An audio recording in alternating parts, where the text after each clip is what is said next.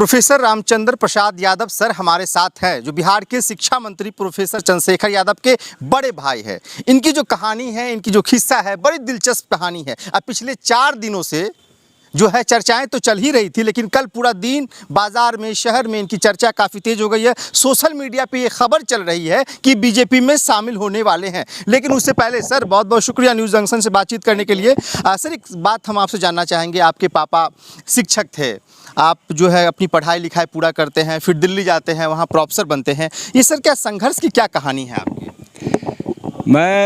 मेरा घर भेलवा है ही अभी साहूगढ़ में मेरा ननिहाल है। तो यहाँ हमारे नाना मामा के साथ लोग तंग भी करते थे। बहुत तरह की घटना हुई जो कि मैं बता भी नहीं सकता हूँ। इनका घोड़ा चोरी हो गया और उसके बाद ये चीज़ मुझे एक रंगदारी की ओर ले गया। मैं उसको खोजता था, मेरे डर से भाग गया। वो चोर भाग गया? हाँ, जो चोर था मेरे डर से इलाका छोड़ दिया। साहूगढ़ का था वो भाग गया, टंग रहा। तो वहाँ से माफ़ी मांगता था, माफ़ी मांग के हमारे मामा से तब वो यहाँ आया। उसके बाद इनको कामत पर भी लोग तंग करता था। 3 कामत इनका था यहाँ बेतौना में। तो ये सब जितना जो था हमको रंगदारी की ओर ले गया। हम पहलवान भी थे, पहलवानी करना भी शुरू किए। हम बहुत अच्छे तीरंदाज थे, बहुत अच्छा सिपाही सब मेरा था। यही डेरा है, समझे ना, जहाँ हम लोग बातचीत कर रहे हैं। हाँ, यही मेरा डेरा है। यहीं पर थे हम। तो इंटर के, लेकिन हम पढ़ाई एग्ज़ाम के 3-4 महीना पहले हम पढ़ाई शुरू करते थे। अच्छा, मतलब सब कुछ करते थे, लेकिन एग्जाम से 3 महीना पहले सब कुछ छोड़ छाड़ देते। खाना भी कम होता था। हाँ। खाना मेरा बहुत था। 5 किलो दूध पीते थे। 5 किलो दूध? हाँ, काबुली बादाम किशमिश इससे खाते थे। हमसे अच्छा ताकतवर सहरसा कमिश्नरी में कोई नहीं था उसमें। अच्छा। सहरसा कमिश्नरी था। हाँ। समझे ना। हाँ। और इंटर का परीक्षा दिए। हम रिजल्ट के लिए इंतजार कर रहे हैं। इस पर लोग हंसता था कि ये भी चाहता है कि हम पास करेंगे। हम गलत काम कभी नहीं किए हैं। हाँ। लेकिन लोग 10 तरह की बात करते, होता है गुना 10 गुना करता है, लगा के बोल देते। हाँ। उसके बाद हिम्मत नहीं किया मेरे मामा के कामत पर आने का। एक बार हिम्मत किया धान काटने का। उस समय हम दिल्ली चले गए, दिल्ली या पटना में थे। तो मेरे डर से ही सब भागा। जितना इस लोग कोई हिम्मत नहीं किया धान काटने का। उसके बाद यहाँ से रिजल्ट जो मेरा निकला तो सबको आश्चर्य हुआ कि पढ़ने वाला भी है। कैसे पास कर गया? हाँ, कैसे पास कर गया, जबकि उस समय चोरी नहीं हुई थी और बहुत नाजायज़ ढंग से पेश आता था पूर्णिया में लोगों, चूँकि ये ओबीसी इलाका था।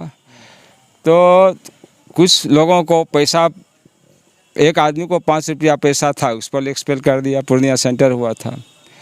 तो हमको था कि अगर मेरे पास आएगा तो उसको मूरी मुचारते हुए हम निकल जाएंगे। किसको मूड़ी मुचारते हुए निकल जाएंगे? जो हमको एक्सपेल करेगा। हम चोरी नहीं करते थे। हाँ। लेकिन वो लोग बदमाशी करता था। यानी कि जो एग्जाम सेंटर में भी सर ये मतलब दबदबा था आपका? हाँ। तो मैं चूँकि हनुमान जी का भक्त था तो एक लाल ये थे पहने हुए था। हाँ। और झूठ फूस का उसको चिढ़ाता था मैं कि चोरी कर रहा हूँ। अच्छा। आता था, डर से कुछ बोलता नहीं था वो। हाँ। मेरे पास। हाँ। तो फिर एक बार आया, कहता ये क्या? हम लिए देखते नहीं है ये क्या है? इसी अंदाज में आप बोले? हाँ, कि देखते नहीं है क्या, आँख नहीं है? हाँ। तो बोला अच्छा भक्ति का है? भक्ति का? हम कहलिए हाँ भक्ति का है। चला गया, रिजल्ट निकला, हमारी बदनामी उदनामी होने लगी। तब यहाँ से हम छोड़ के चले गए। अच्छा, कहाँ चले गए छोड़ के? यहाँ से हम पटना गए। पटना में थे बीए में। और उसी समय हम बीए में, पहले मुझे हुआ कि बनारस में जाऊंगा। तो स्टेशन पर टिकट उकट कटा के जब मैं स्टेशन पर जा रहा था तो हमको एक अबोह लगा। तो मैं टिकट लेके वापस आ गया। कहाँ लेके वापस आ गए? मैंने पटना आ गए। अच्छा, यानी पटना से बनारस जा रहे थे, फिर डर थोड़ा सा? बनारस पढ़ने के लिए पहले वहीं जा रहे थे। अच्छा। तो पटना में रुके, मेरा एक कजन था चचराव है, वहाँ से चले बनारस हिंदू यूनिवर्सिटी में एडमिशन लेंगे, नाम था। तो अब वो हमको लगा, मैं ट्रेन से नहीं पकड़ा, ट्रेन छोड़ के लौट गया। पटना लौट गए? हाँ। अच्छा। तो यहाँ हम बीए में थे, उसी दरमियान वहाँ दिल्ली यूनिवर्सिटी में भी एडमिशन लिए थे। अच्छा। तो यहाँ से किए। फिर एक हमारे बड़े भाई कहिए, सब कुछ कहिए, अभी इलेक्शन कमिश्नर है, वो एक्सटेंशन मिला है, यूपी में IAS थे। जी। तो वो बोले हम APS कर देंगे यहीं लॉ करके। तो मैंने उनको कहा कि आप जाइए दिल्ली, दिल्ली जाइएगा तो हम भी आएंगे। अच्छा। तो उनको तो फिर प्रोफेसर R शर्मा साहब थे वहाँ, बहुत बड़े हिस्ट्री के हिस्टोरियन थे वो। उनसे उनका तब तक दिल्ली यूनिवर्सिटी, पहले पटना यूनिवर्सिटी में थे, दिल्ली यूनिवर्सिटी में उनका अपॉइंटमेंट हो गया था। अच्छा।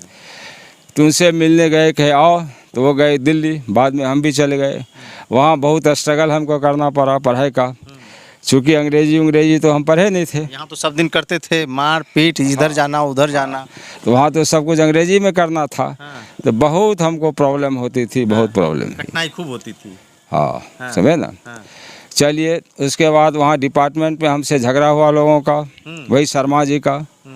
चूँकि कुछ लोगों का बहुत जातिवाद करते थे, कुछ लोगों का रिजल्ट ख़राब कर देता था वो।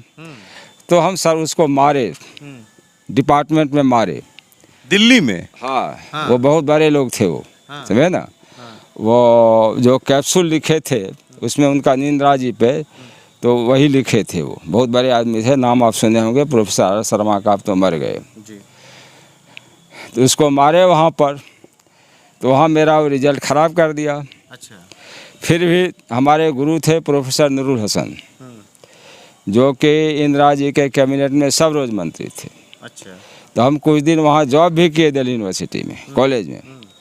फिर हमको हुआ कि हाँ कुछ नहीं होता, डिस्टर्ब हो जाएंगे, उसको हम छोड़ दिए।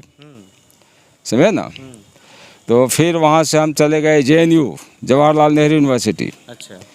वहाँ भी कुछ प्रोफेसर साहब से हमारी झगड़ा हुई। तब तक तो हम वेल आदमी थे, प्रोफेसर नूरुल हसन के स्टूडेंट थे। कोई लोगों के कहने पर कम्युनिस्ट लोग वहाँ भी मुझे तंग किया, लेकिन कम्युनिस्ट का कुछ चला नहीं।